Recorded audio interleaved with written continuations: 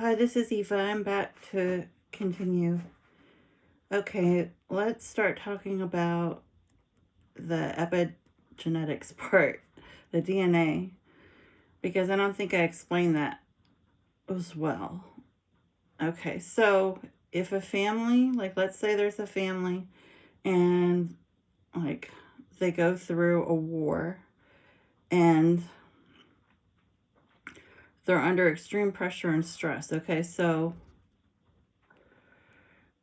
they are kept in horrible conditions. They hardly have anything to eat. They are abused.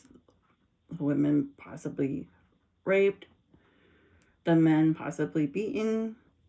The children have no safety because there's no sense of when it's ever going to end, or they can't go to school, or they can't have any playtime or anything that normally would help them grow. Okay, so that family then finally is out of the war or war camp or whatever was going on. I'm just using like a made up example. And those kids grow up to have their own children. What this theory is saying is that we all have the strands of DNA.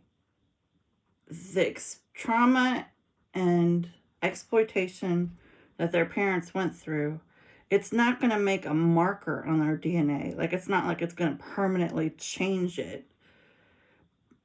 However, the only way there could be something that would for sure change it in the moment would be if, okay, let's say this family, the mother was actually pregnant with another child that she hadn't had yet, obviously. That child in the womb could, in real time, it's not a matter of could, will absorb the stress and anxiety, the lack, scarcity, the terror, like all those horrible feelings that she's going through.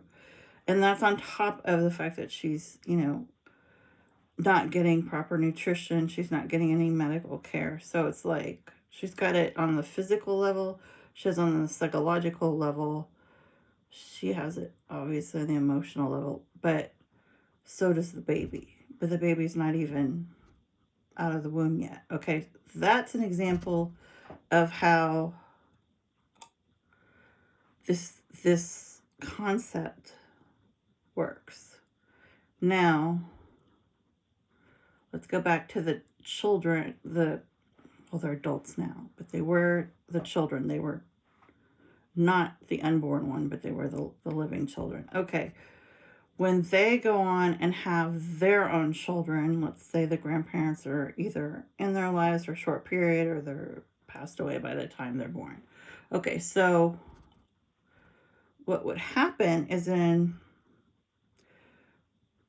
their children, so that would be the parents who went through this war, it would be their grandchildren. When those grandchildren are born, they're going to have the trauma. I don't know if I should use the word markers. They're going to have the trauma of what their parents experienced in their,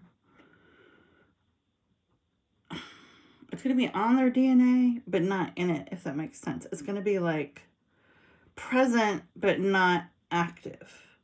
Okay, the only reason I understand this is because since my mom was schizophrenic, she was diagnosed when she was 19. She got polio when she was around 8 years old. And everybody in my family when I was growing up, they were always like, oh, well, when we were like, well, why would she get that when like her parents were totally mentally healthy and they didn't have even like any like severe depression. They didn't have anything except just generalized anxiety, probably like doesn't everybody in the modern world. but